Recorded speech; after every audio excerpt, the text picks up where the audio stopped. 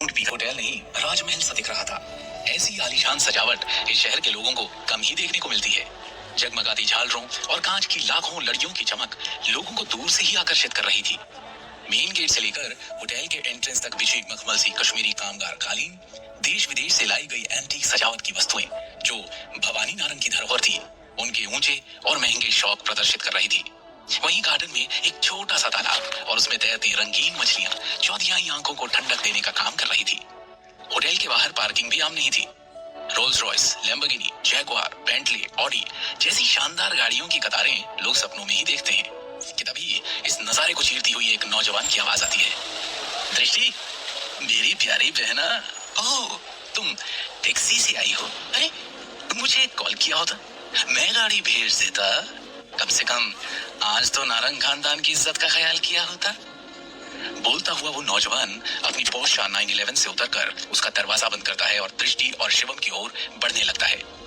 बातों और हाव भाव से साफ समझ आ रहा है कि उस नौजवान के दिल में अपनी बहन दृष्टि के लिए फिक्र नहीं बल्कि व्यंग्य और कटाक्ष है। दृष्टि खून का घूंट पीकर चुप रह जाती है, जैसा कि वो नारंग परिवार के हर सदस्य के सामने करती आई है तब से, जब से उसके पिता अखिल नारंग की हैसियत बाकी नारंग जैसी नहीं रही, और तब से और भी ज्यादा जब से उसकी शादी शिवम के साथ हो गई। पर उसके गाड़ी से ना आ पाने का कारण सिर्फ उसके पिता की गिर चुकी हैसियत थी, जिसके चलते वो दृष्टि के लिए एक निजी कार का इंतजाम नहीं कर सकते थे। इसमें भी शिवम का कोई कसूर नहीं था, लेकिन हमेशा की तरह नारंग की निगाहें तो दृष्टि पर होती, पर निशाना बेचारा शिवम। दृष्टि, दृष्टि, इतनी बेवकूफ क्यों हो तुम? तुम्हें कितनी बार ऑफर दिया?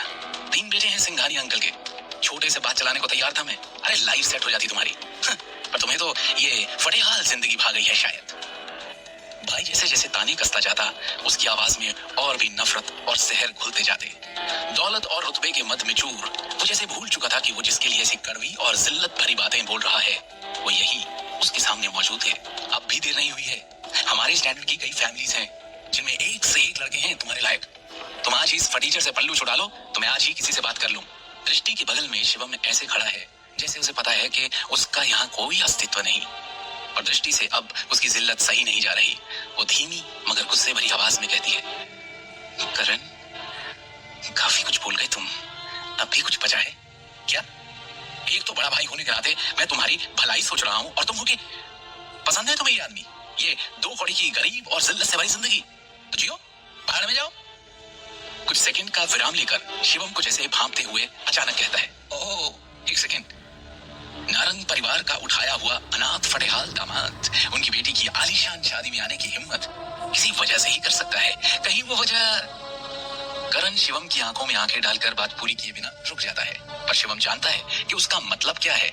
शिवम की आंखों में अब गुस्सा है, पर इसके पहले कि वो कुछ कहने के लिए मुंह खोलता, दृष्टि अपने गुस्से को काबू में करते हुए फुसफुसाकर कहती है, बर्दाश्त कर लो प्लीज, कुछ मत कहना। इसकी बकवास से ज्यादा जरूरी आज यहाँ आने का मकसद है। शिवम खामोशी से इधर उधर देखकर अपना गुस्सा पी जाता है।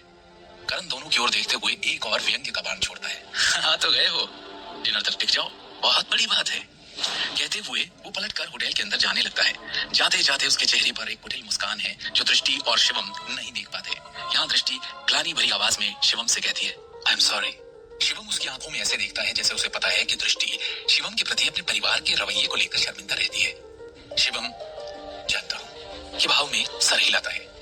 कुछ सेकंड की चुप्पी के बाद वो अपनी पैंट की दोनों पॉकेट में हाथ डालता है और एक दोस्त की तरह बोलता है, वैसे करण ने जो कहा, प्लीज शिवम। दृष्टि का लहजा एकदम से कड़क हो जाता है। शिवम फिर कहने की कोशिश करता है, लेकिन तुम यहाँ। दृष्टि एक बार फिर उसकी बात को काटते हुए गुस्से से कहती है, शिवम, भले ही तुम जानते हो कि मैं यहाँ क्या करने आई हूँ, इस बारे में बात मत ही करो, तुम्हारा उससे कोई सरोकार नहीं। दृष्टि के ये शब्द शिवम के दिल पर तेज हवा के एक थपेड़े की तरह लगते हैं। वो जानता है कि दृष्टि ने दादाजी के दबाव में आके शिवम से शादी तो कर ली, मगर उसे पति का ओहदा नहीं दे पाई। दोनों एक घर, एक कमरे, बिना नाम के सही, एक रिश्ते में रहते तो हैं, मगर वो उसे एक दोस्त का हक भी नहीं दे पाई, क्योंकि किसी को दोस्ती का हक देना मतलब उसे खुद पर भी कुछ हक देना। जो स्वाभिमानी और खुददार दृष्टि को गवारा नहीं है, वो तो अपने पापा के हक के लिए लड़ रही है। अचानक से आंखें बड़ी बड़ी करके उसकी तरफ देखते हुए अपना हाथ पॉकेट से निकालकर हवा में ऐसे खड़ी करता है जैसे दृष्टि के सामने उसने हथियार डाल दिए हों। जरा मजाकिया लहजे में बोल पड़ता है, गलती हो गई लेडी भीम, अब अंदर चलें। दृष्टि जरा झेंप जाती है। एक लंबी सांस के साथ अपने गुस्से और उलझनों को बाहर छोड़कर धीरे से हाँ में सर हिलाकर होटल के एंट्रेंस द्वार की ओर कदम बढ़ाती है। शिवम उसके पीछे चलने लगता है।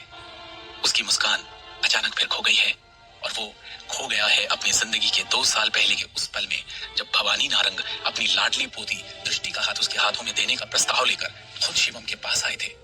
दुनिया वाले और उनके परिवार वाले जो आज तक भवानी नारंग के इस फैसले पर हैरान हैं और उनके जाने के बाद भी इसी फैसले के लिए उनका मजाक उड़ाते हैं और शिवम को अनाथ, गरीब, नकारा और ना जाने क्या क्या कहकर जलील करते हैं, ये नहीं जानते कि भवानी नारंग की नजर पार की थी और फैसला एकदम सटीक।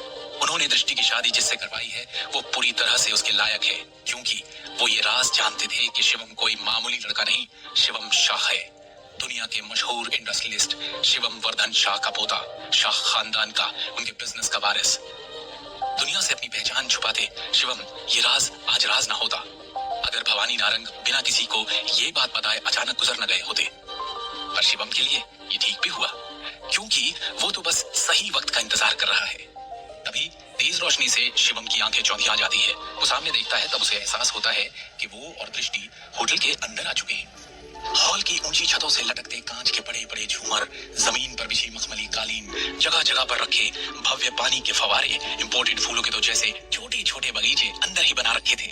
खाने पीने की ऐसी चीजें, सजावट की ऐसी वस्तुएं आम लोगों ने शायद फिल्मों में ही देखी होंगी। इन सब पर 4 चांद लगा रहे थे पार्टी में मौजूद देश विदेश से आए वीआईपी मेहमान, नामी गिरामी लोग, बड़े इंडस्ट्रियलिस्ट, पॉलिटिशियंस, फिल्म स्टार्स आदि एक साथ नारंग जैसे लोगों की महफिल में ही देखने को मिल सकते हैं। सारा का सारा नारंग परिवार यहाँ पहले से ही मौजूद है, जो मेहमानों का आवभगत करने में मशगूल है। पर अंदर आते ही दृष्टि की नजर तान्या को ढूंढ रही है। शिवम उसकी नजरों का पीछा करता चारों तरफ देख ही रहा है कि उसकी नजर तान्या पर पड़ती है। वो रही, धीरे से कहता है जो सिर्फ दृष्टि सुन पाती है। वो उसकी तरफ देखती है, फिर चारों तरफ देखती है कि किसी ने शिवम को उसके कान में फुसफुसाते देखा तो नहीं। किसी ने नहीं देखा। वो चैन की सांस लेती है और तेज कदमों से तान्या की ओर बढ़ जाती है। एक शानदार सोफे पर बैठी तान्या अपनी सहेलियों के बीच घिरी है।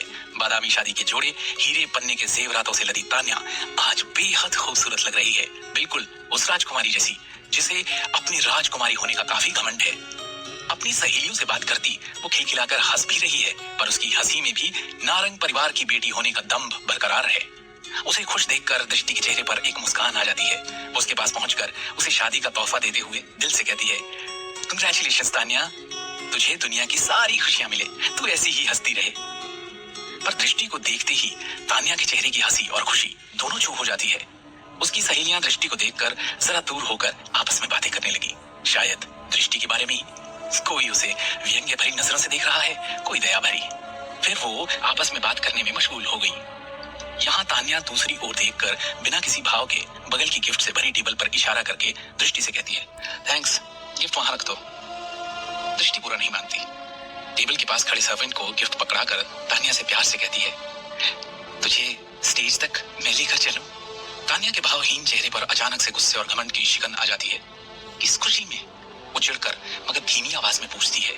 दृष्टि को उसकी ये बात चोट कर जाती है। खुद को संभालते हुए कहती है, तेरी बहन हूं मैं, तेरी दृष्टि दी। अब तान्या से रहा नहीं जाता। वो उसकी ओर देखती है।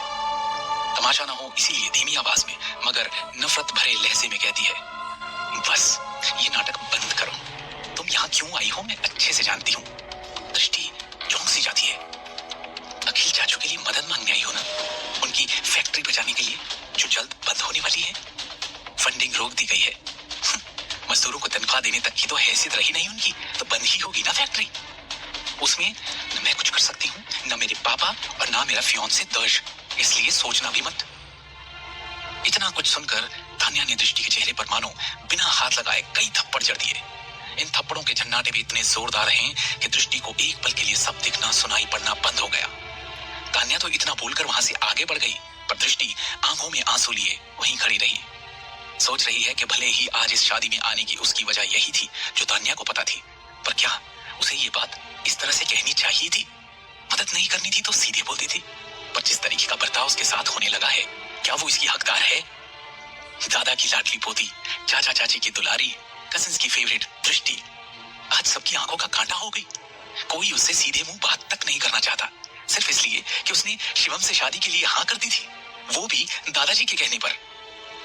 शिवम को तो सब दृष्टि के परिवार की गिरती हुई हालत का जिम्मेदार मानते ही हैं, पर दृष्टि, उसका क्या कसूर है जो उसे ये नफरत मिल रही है? मुठ्ठियां भींच कर अपने जज्बातों और आंसुओं पर काबू पाते हुए दृष्टि धीमे कदमों से तान्या के पीछे चल देती है।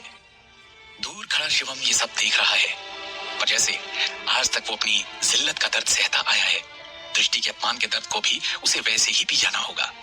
वो कुछ नहीं करता, इसलिए नहीं कि वो कर नहीं सकता, बल्कि इसलिए क्योंकि कुछ करने के लिए वो सही वक्त का इंतजार कर रहा है, हर एक दिन, हर एक पल। और उसे पता है कि वो दिन जरूर आएगा।